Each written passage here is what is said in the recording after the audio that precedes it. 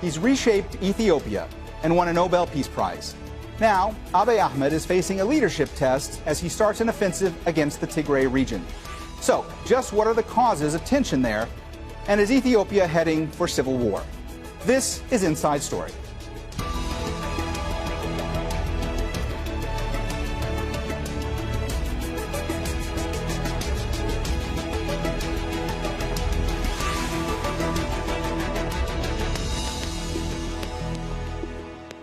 Hello and welcome to the program. I'm Mohammed Jamjoom. Tigray's leaders have dominated Ethiopia's ruling coalition of ethnically based parties for decades. But after Abiy Ahmed became prime minister in 2018, they refused to join his single-party alliance. They've also resisted his sweeping reforms. And in September, they went ahead with local elections, defying Abiy's decision to suspend polls because of coronavirus. He now says his patience has run out with Tigray. He's ordered a military operation in the region after accusing the TPLF of attacking federal troops, an accusation denied by the groups. It's feared the feud could lead to the breakup of Ethiopia, and the UN is calling for de-escalation of tensions. Emily Sue reports.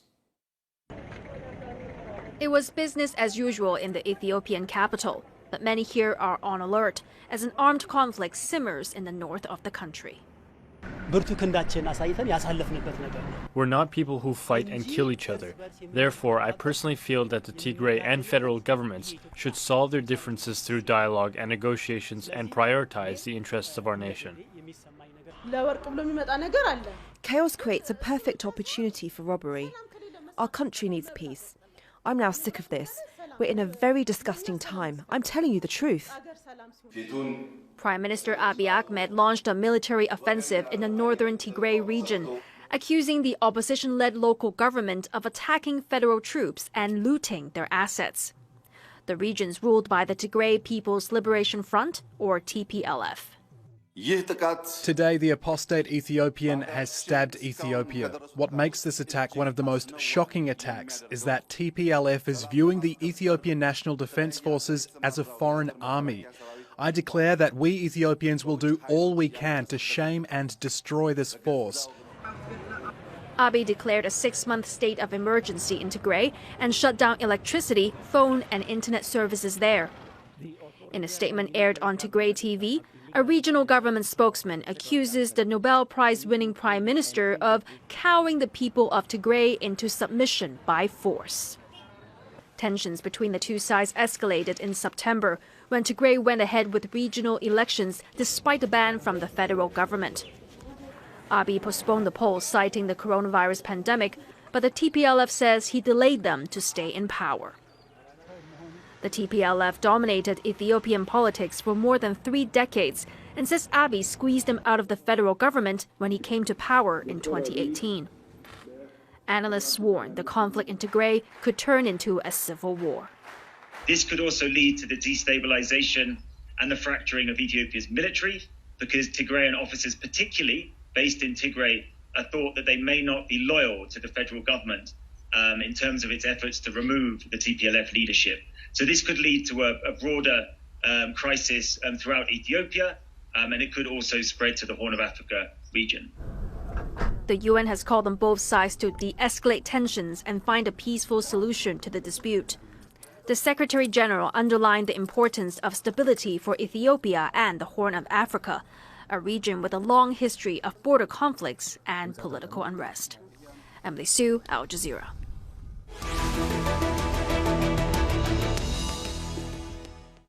All right, let's bring in our guests from London. Awol Alo, a senior lecturer at Kiel University and a Horn of Africa analyst. From Addis Ababa is Zadig Abreha, the Ethiopian minister in charge of democratization. And also from London is Martin Plaut, a senior research fellow at the Institute of Commonwealth Studies. Thank you all for joining us. Zadig, let me start with you today. Prime Minister Abiy said that the federal military operations in the north have, quote, clear, limited and achievable objectives. Where do things stand there now, and what are those objectives? The objectives are loud and clear. As you may be aware of, our Northern Command base has been raided by the TPLF junta. Our artillery has been looted, and our soldiers are surrounded, which is a clear break with the rule of law, with the law of the land. So we are there to make sure that the rule of law is upheld, and the law of the land, which is the constitution, is respected. So the measure is and then our second objective is to make sure that our citizens living there are living there freely without the interference of the TPLF military junta. So this is the objective, and as the Prime Minister has clearly stipulated, our military operation over there is meant to achieve these two major objectives. Awol, just how close is Ethiopia to civil war right now? I think Ethiopia is in a state of civil war already. What we have is an armed confrontation between the federal government forces and forces that are loyal to the regional government, a regional government that controls a large swath of territory, a regional government that has sufficient resources and administers the country. So this is a civil war.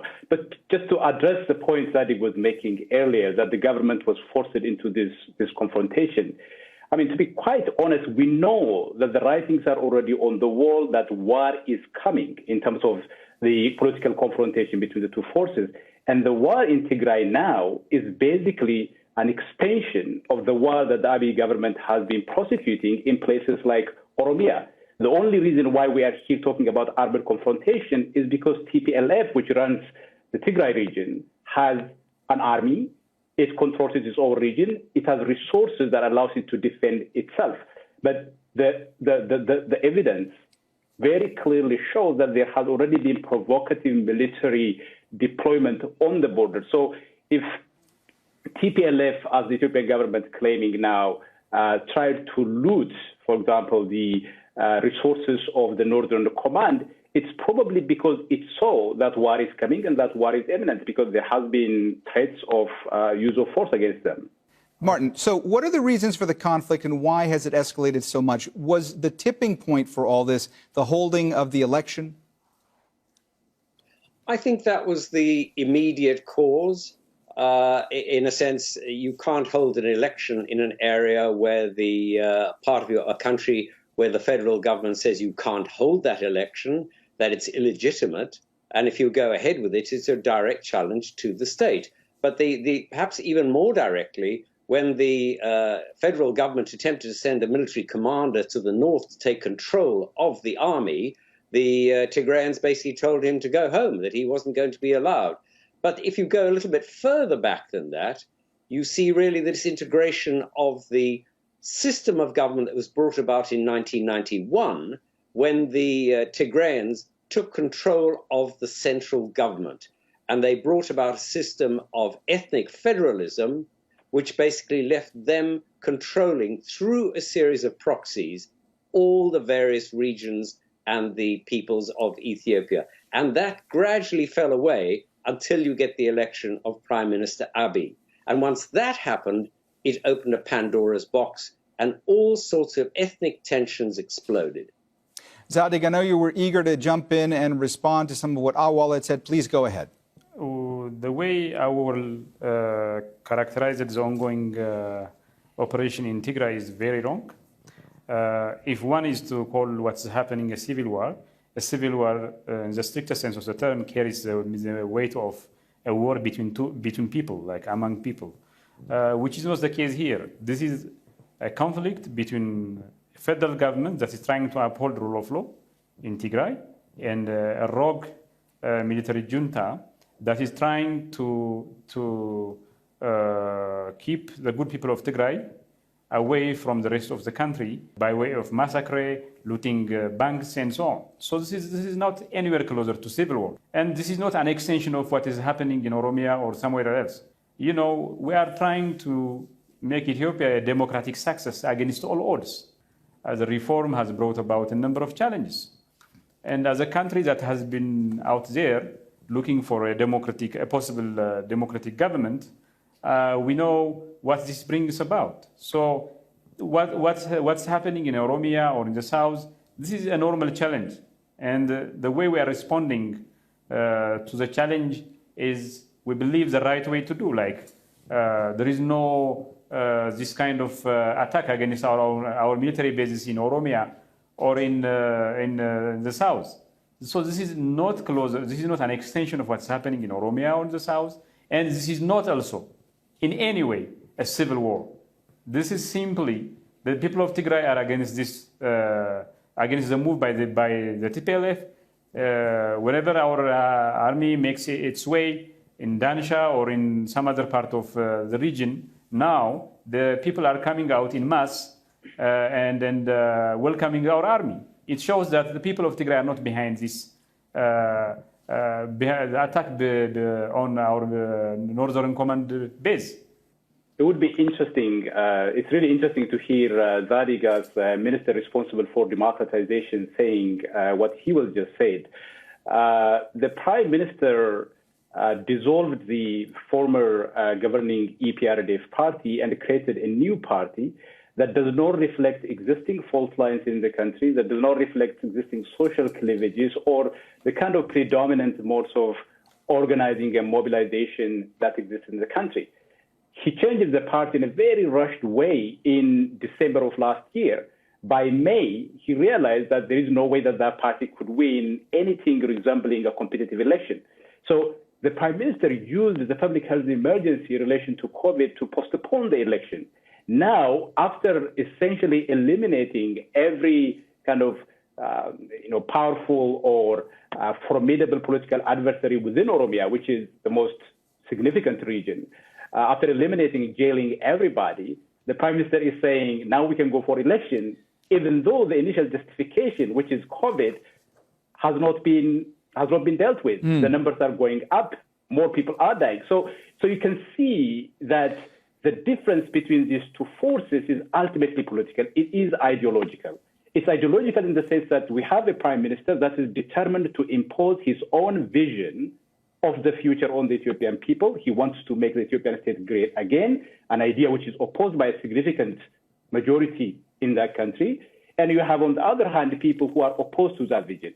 Now, in terms of TPLF, I have to say that the TPLF, who is the architect of the current political settlement, mismanaged that project. They dishonored that project. Zadig was a member of that party. He has been an ideologue for that party for a long period of time. He knows that situation. The question is not so much that TPLF is here some kind of saint, but the war itself is very much a reflection of the ideological difference between the two actors, and it should not have morphed into an armored confrontation of this sort. And the reasons that the government is giving is really not the real reason behind the war. Martin, I want to take a step back here for a moment, because the Tigray, Zadig, I'm sorry, I will get back to you as soon as I've asked Martin another question, then I'll give you a chance to respond. I know you wanted to respond to Martin and also to some of what Awol is saying. Let me just ask Martin this question first. Martin, I want to take a step back, as I was saying. You know, the Tigrayans have held a great deal of power since 1991. Since Prime Minister Abiy has come to power, has he sidelined the TPLF or the Tigrayans, or has he just attempted to redistribute power among Ethiopia's various ethnic groups? No, I mean, he has definitely sidelined the Tigrayans, and they feel that, I mean, very much so. But, I mean, you know, there was a very good point made by one of my colleagues, and he said that the government's argument that this is a just war comes down to a very specific claim, that ethnic conflict and political violence since April 2018 has occurred because the TPLF, the Tigrayans, have planned and executed it. To win this argument, concrete evidence will have to be made public. And that is really at the heart of what they're having to show. If they believe, if the Prime Minister Abiy believes that there is direct evidence that the Tigrayans have been behind every single one of the problems that there have been across the country, let him show it.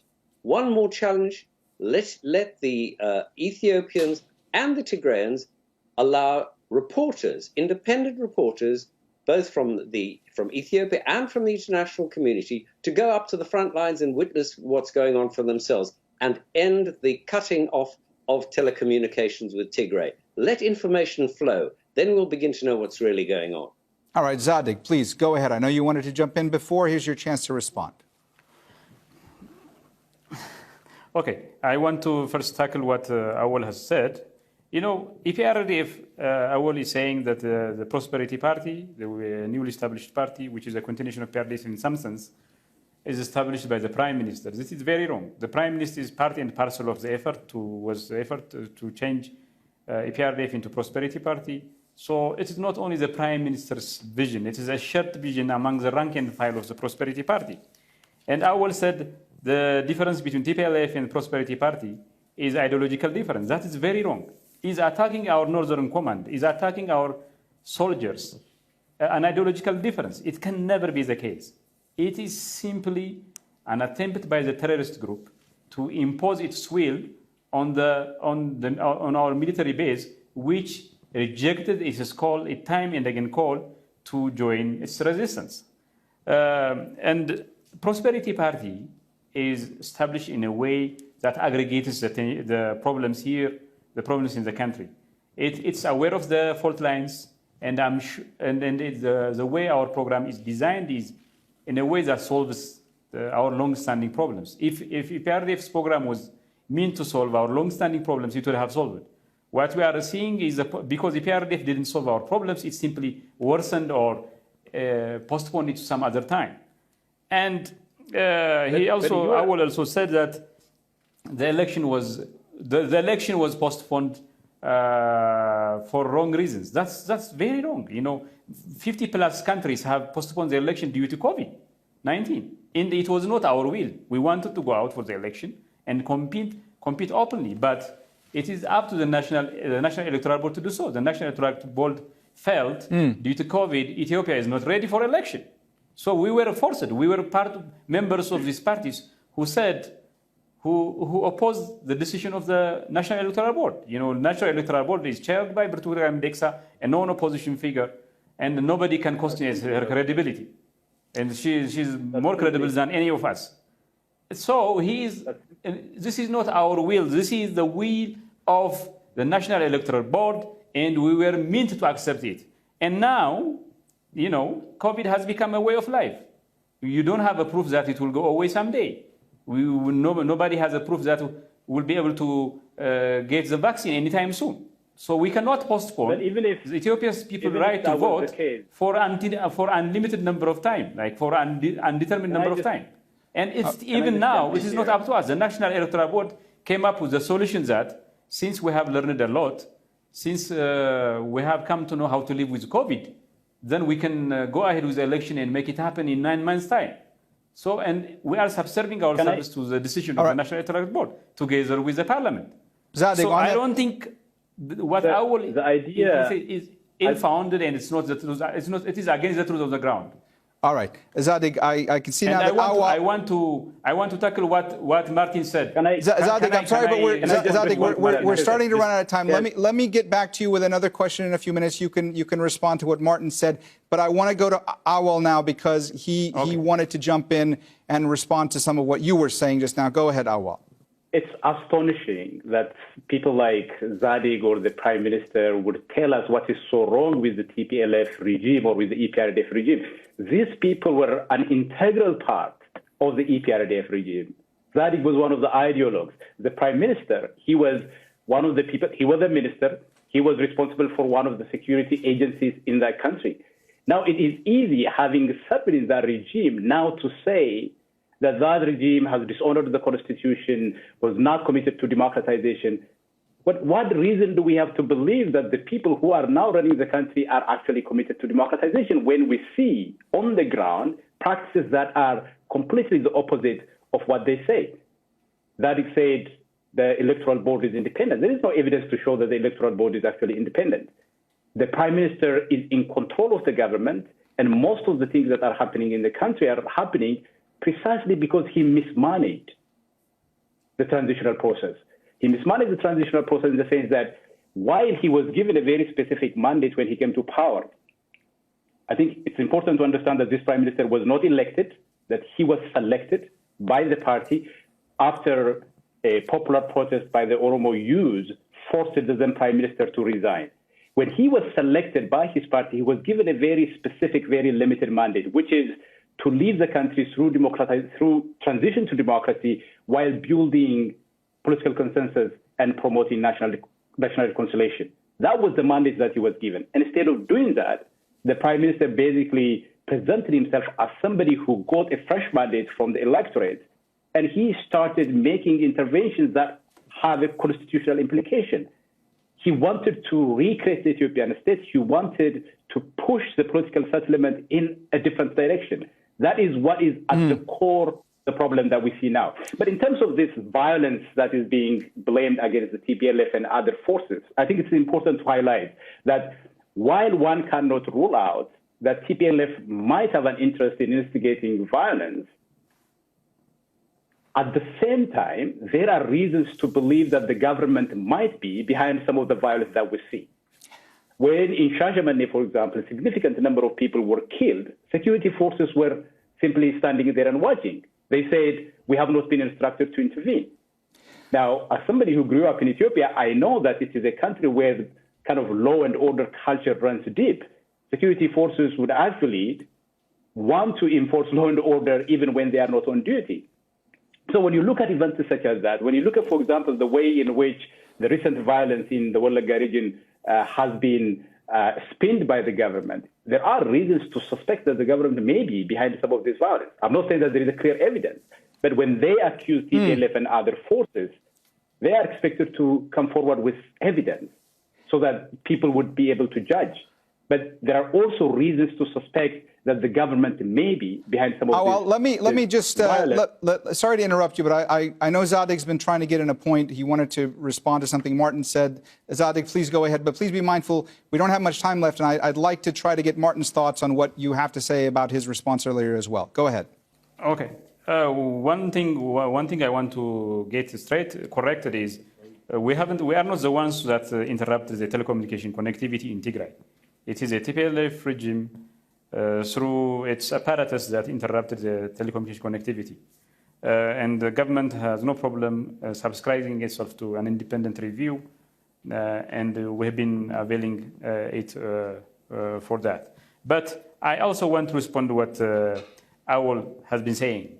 You know, yes, we are part of the region, but the Prime Minister and other people, other officials, including myself, asked our people for an apology, and we were given the chance to get our record straight.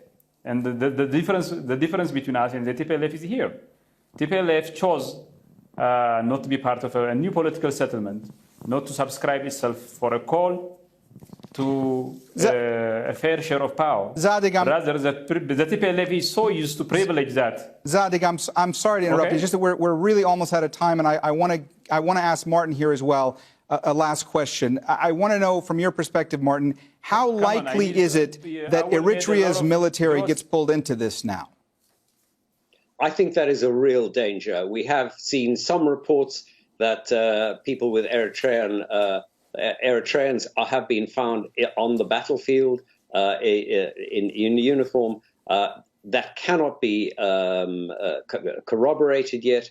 And there are also some suggestions of mobilization inside Eritrea. As I say, this cannot be corroborated. But let me just put one point to you, which is that there's been a warning from the United States Institute of Peace, which includes people like Chet Krotka and Johnny Carsons, the former Assistant Secretary of State for Africa. Both of them warn of the danger of a collapse of the Ethiopian state, the largest state collapse in modern history. That's what they're saying is possible. This is a really, really dangerous position. And, you know, the idea that it could reach across the region makes it even more serious. I think people have to be very, very concerned about what's going on. All right, we've run out of time, so we're going to have to leave it there. Thanks so much to all our guests, Awol Alo, Zadig Abreha, and Martin Plaut. And thank you, too, for watching. You can see the program again anytime by visiting our website, aljazeera.com. And for further discussion, go to our Facebook page. That's facebook.com/AJ Inside Story. You can also join the conversation on Twitter. Our handle is @AJ Inside Story. From me, Mohammed Jamjoom, and the whole team here, bye for now.